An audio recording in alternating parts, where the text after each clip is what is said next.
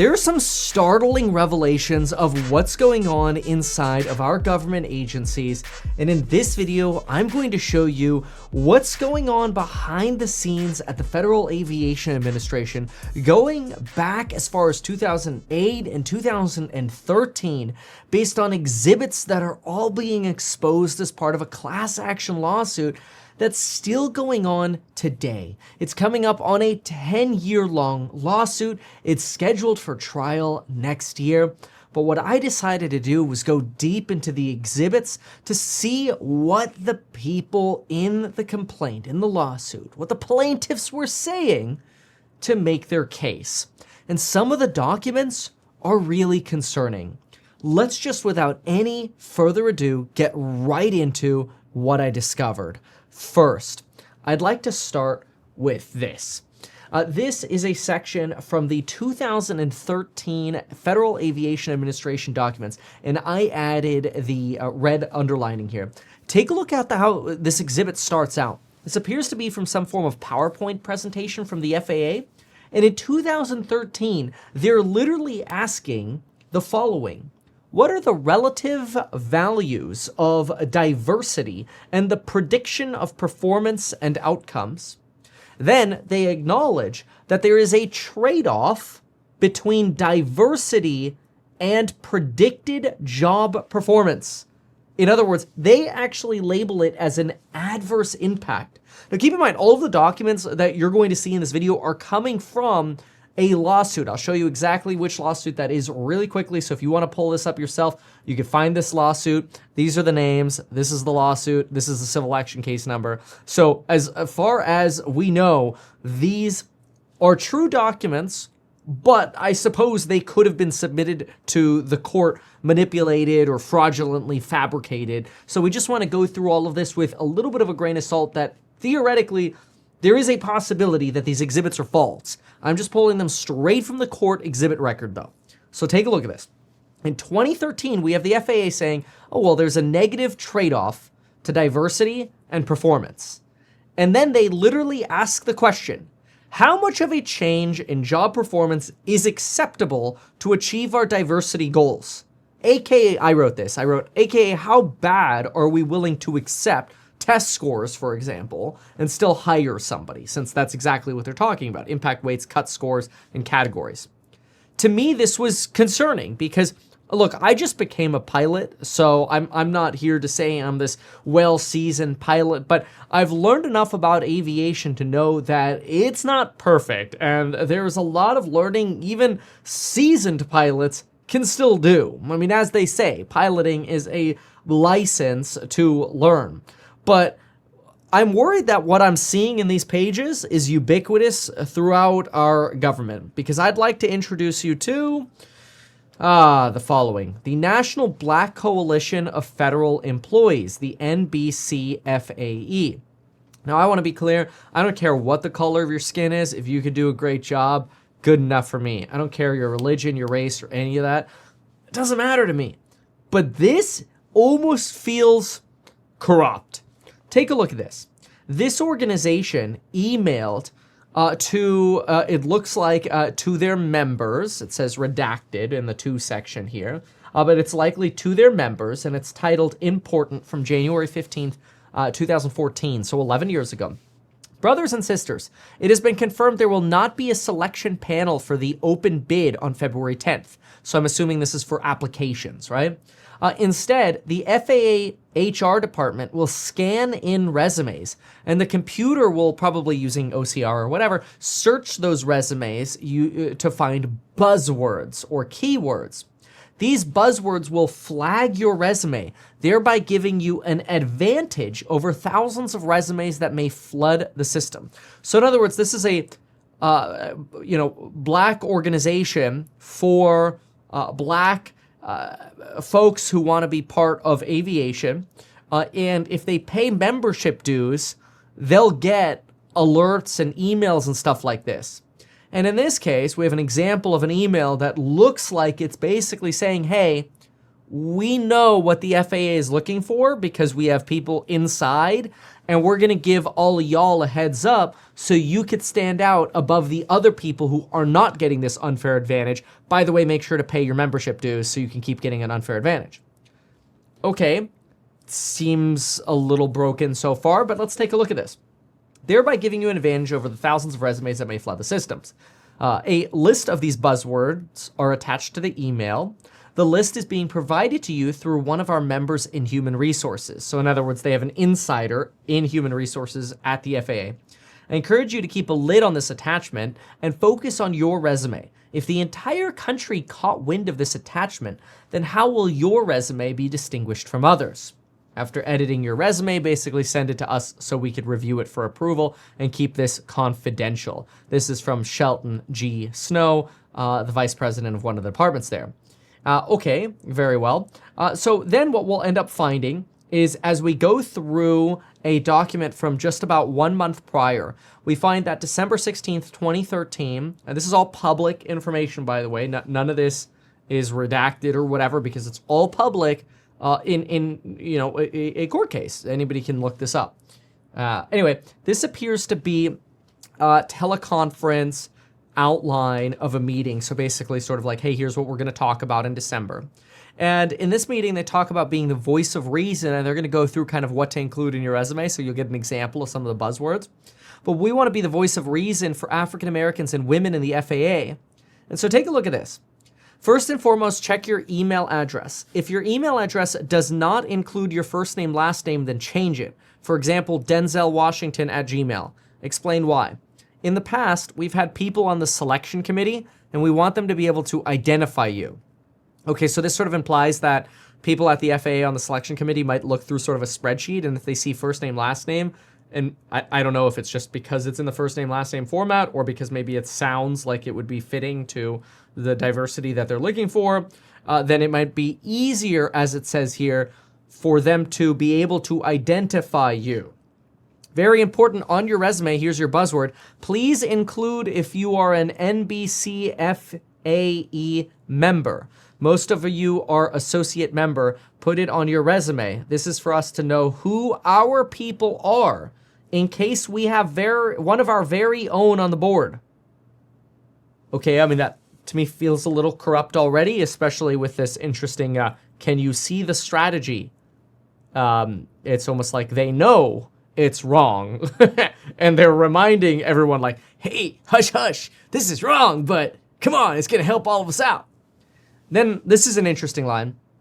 We are only concerned about African Americans, women of ethnic background, and other minorities. Please ensure that you share this information with no one that is identified outside of that. This information is reserved for those classes of people we want to represent.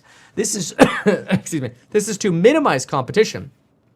We effort to influence the FAA to diversify the ATC workforce, and we aim to only prepare candidates that are demographically classed to meet that diversification. Please put it anywhere on your application, blah, blah, blah, the keywords that they want. Okay? They also want to make sure that they give you sort of hints on the application process and the testing scores that matter or whatever. Now, keep in mind, this group is also coming from an angle of, since late 2018, essentially trying to guilt the FAA into giving them more power to make the FAA seem less racist by basically shaming them. The FAA is the least diverse agency when compared to all other executive branch departments in the federal government. Lowest percentage of minority employments in the civilian workforce. African Americans constitute just 9.47% of the FAA workforce as compared to 17.6% in the federal civilian workforce. Thus, the FAA would be required to increase their complement of African American employees by 8.13% to reach parity with the civilian workforce. In other words, this is sort of a way of saying, hey, like, you should give us more power because we'll help you get more qualified African Americans, and they'll pay us dues to get the inside track. So initially, I kind of read all of this with Jade. I'm like, how could they be so blatantly corrupt, if you will? But then it got even worse because apparently they influenced the biodiversity test questionnaires. And I didn't believe that any of this was true until I just recently went to their website again. Yeah, I shouldn't say again, because I only ever first went to their website like 2 days ago. I was starting my research on this. But to me, when I went to their website, it sort of corroborated what we're looking at here. And then I want you to see these weights for the biodiversity exam, because let's just put it this way. It gets worse and it gets a little ridiculous. But anyway, if you now go to their website, it has been changed to a splash screen that reads, "The National Black Coalition of Federal Aviation Employees has temporarily suspended operations." And there's just a generic info@clubexpress.com URL. I hate to say it, but it sort of makes me think that this stuff is true. Anyway, there's a lot more to this, so let's get into it. It's kind of painful to go through this. By the way, if you like this kind of research, make sure to subscribe to the channel. I try my best to just bring factual information, and I make it very clear when I'm giving you my opinion, because I'm not trying to sway your opinion in one way or another, ever. My goal is just simply to provide information. I get happiness out of providing value. So take a look at this for value. The number, this is part of their biodiversity questionnaire. And I want you to like logically think about these when I ask the question, and then I'll tell you how they're weighted. The higher number, the better the weighting. So the number of months I was unemployed during the 3 years before applying to this job. So like if somebody was applying for your job at air traffic control, do you want them to be unemployed a little bit or a lot? I mean, a lot of people would think it'd be nice if they had steady employment and they were just sort of not unemployed and then they were looking for a better job, right? Well, take a look at the weighting and how bizarre this one is. So it actually says that a weighting of 0 months of unemployment actually scores third. So you could see that here. See how it gets a weighting of 6 on the right there? Now, if you were unemployed 1 to 2 months, you scored second place. And if you were unemployed 5 to 6 months during the prior 3 years, you scored 8 points. Just really weird. It's kind of confusing how these weights are. But some people think and allege that the goal of weighting some of these things in a bizarre way was to skew the biodiversity exam. The sort of like, it basically talks about like, hey, how do you feel like you fit into a group? Are you a shy person? Are you aggressive? You know, like those sort of questions, right? People think that some of these weights are just designed to try to purposely give people who would be more likely to be minorities a higher weight. So, oh yeah, minorities are more likely to be unemployed. Let's give them a higher weight. And then we'll average that out by not putting anything on the C option. Okay, kind of weird. Then look at this one. In the 3 years immediately before applying for this job, the number of full-time or part-time jobs I applied for was none. That got a weight of 0. So if you had a steady job, you got no weighting there.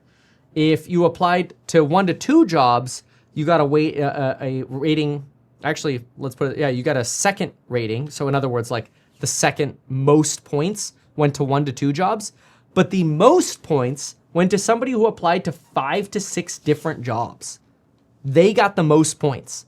So somebody who applied to no other jobs because they had consistent employment got 0 points. But somebody who got rejected at 4 to 5 jobs because they applied to 5 to 6 of them, they got the most points in this bio exam. Okay, also odd. This is an interesting one. Look at this. During my last year in college, my average number of hours of paid employment per week was fewer than 10 hours, got the biggest weighting. The second biggest weighting was didn't go to college at 3.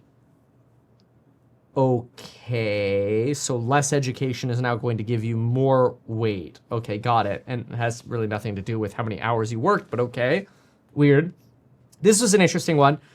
The high school grade I most received was, well, if you got an A, rightfully so, you got the most points. B, you got the most points. You would then logically think that C would be next, right? No, C gets 0 points. But if you answered, I don't remember, you actually got more points. So if you just didn't happen to remember your high school grades, you got more points than somebody who was honest in saying they got C's. Okay, here's a good one. The number of different high school sports I participated in was 4 or more. You get the most points. 3, you get the second most points. 2, next most points. How about somebody who's just that math whiz who doesn't play sports? Nah, bro. Didn't play sports? You get the worst rating. Okay, some people might say, oh, that's because of teamwork. Okay. I'll give that one a pass. This is an interesting one. I learned about the opportunity to apply for an air traffic control position through a public notice or media advertisement. You'll see later that there's some research that basically the FAA was purposefully trying to pump up their numbers of their diversity numbers. So they purposefully sent out media advertisements in high minority areas.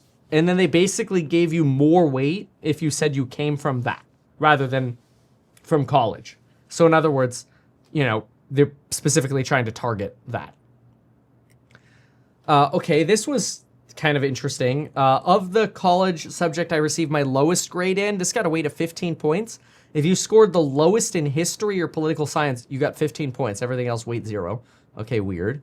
And this is an interesting one. Okay, so the high school subject I received my lowest grade in was science. So if you got the lowest grade in science, you got a weight of 15 points. What?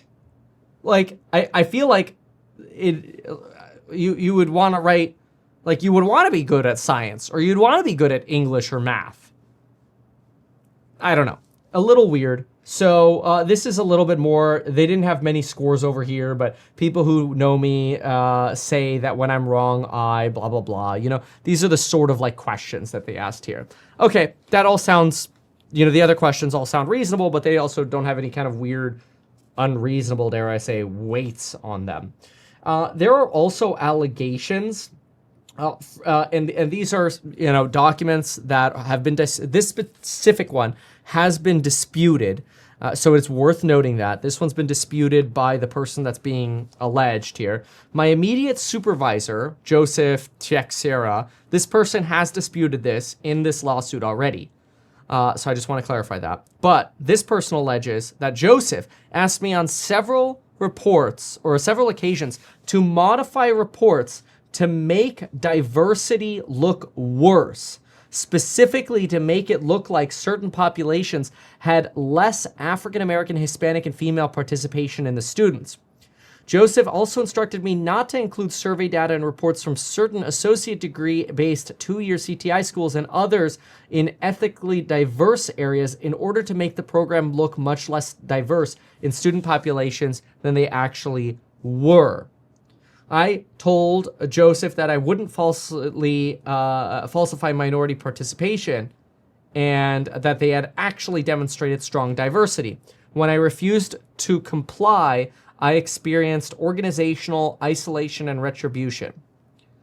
Now, that Joseph individual disputes this and says, no, that never happened. We would never do such a thing. Okay. All right. What else do we have? There are a lot of these documents. Actually, yeah, here's Joseph's letter, basically saying, I never did that, and I would have never directed discipline against it, blah, blah, blah. Okay, fine. This was interesting. So in the hiring process, this is a little complicated, so I'm just going to try to simplify this. Basically, there's this school, or like FAA-sponsored type school called a Collegiate Training Initiative or whatever, CTI basically.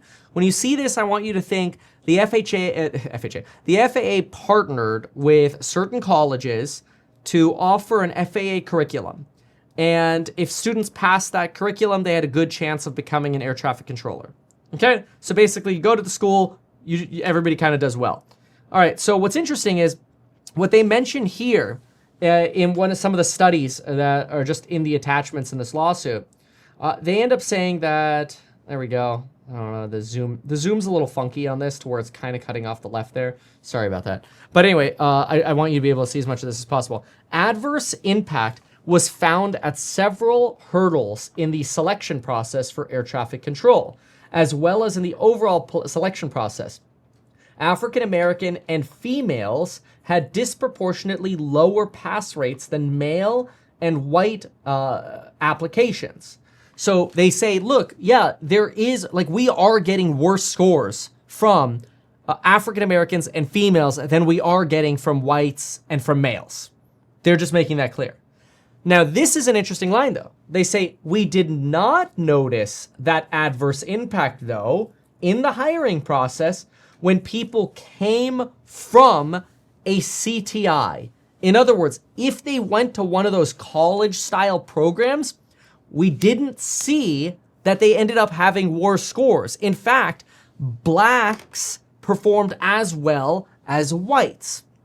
Now, that's interesting because it kind of sort of undoes the racism concern, at least somewhat, because it's basically saying, look, if you went in with the same training, blacks, whites, women's, men, everybody did the same. However, and in fairness to the African American community, this, I think, is problematic. CTI diversity data for 2011 to 2012 indicated that a significant number of African Americans drop out of the CTI programs between freshman and senior year. The FAA should investigate this by contacting the CTS. So, okay, this is interesting. If the black individuals made it to the end like the white individuals, there was no difference in their scoring. They made it.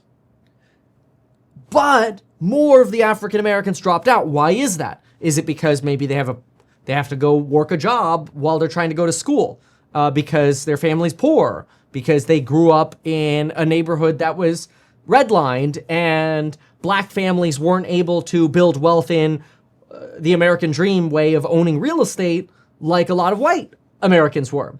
That's effed up. Like, let's be clear about that. That there were structurally racist problems in the past, and there probably still are today.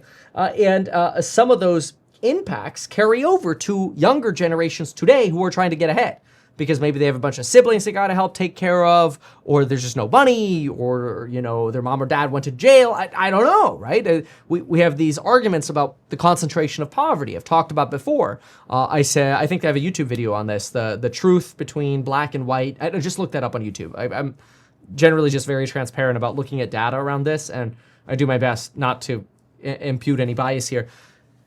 But there's this phenomenon called the concentration of poverty, where basically once people are poor, they tend to move to poorer neighborhoods, which are generally more racially diverse. But because more people move to the poorer areas, you have more people there. And so the schools are more overwhelmed. The teachers have less time for the students. The students get less support, and therefore they grow up basically getting a worse education than somebody in maybe an average or upper class school or community. This is sort of the downside of when people get squeezed out of higher cost of living areas and then end up going to lower cost of living areas. It's actually one of the reasons why I always say you should do your best if you want to try to get ahead to try to purposefully be in a high cost of living area, because just everything kind of gets pulled up.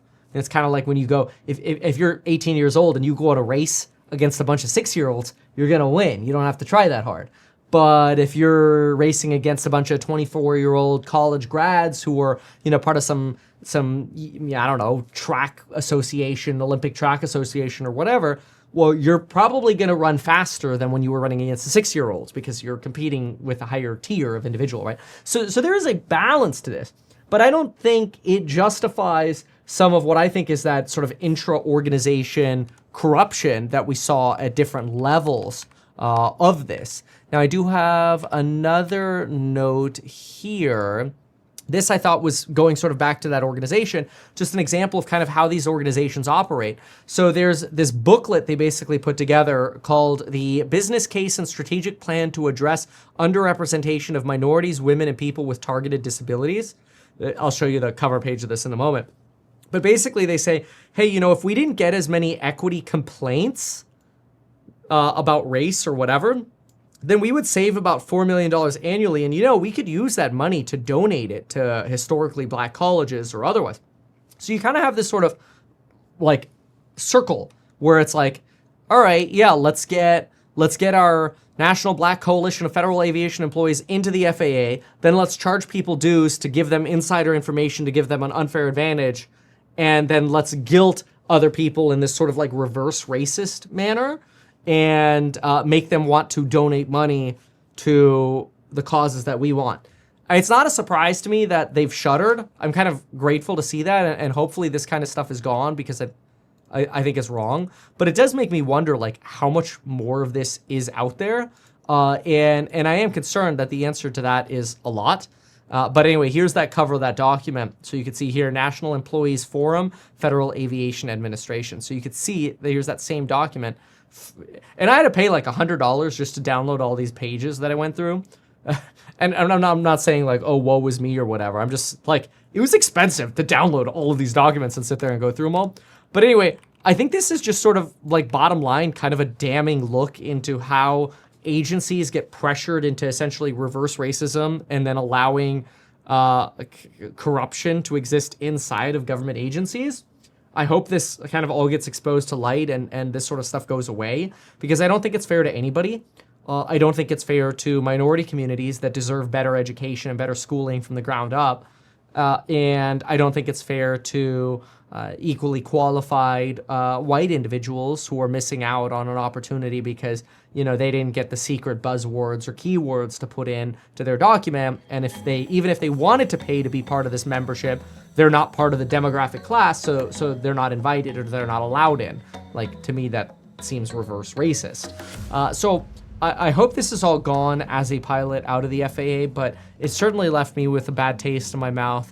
I'm just gonna assume that that's all like old now, but I'll just put it this way, my antenna is up. Anyway, consider subscribing to the channel if you found this helpful, and we'll see you in the next one. Thanks so much. Goodbye, everyone. Why not advertise these things that you told us here? I feel like nobody else knows about this. We'll try a little advertising and see how it goes. Congratulations, man. You have done so much. People love you. People look up to you. Kevin Paffrath there, financial analyst and YouTuber. Meet Kevin. Always great to get your take.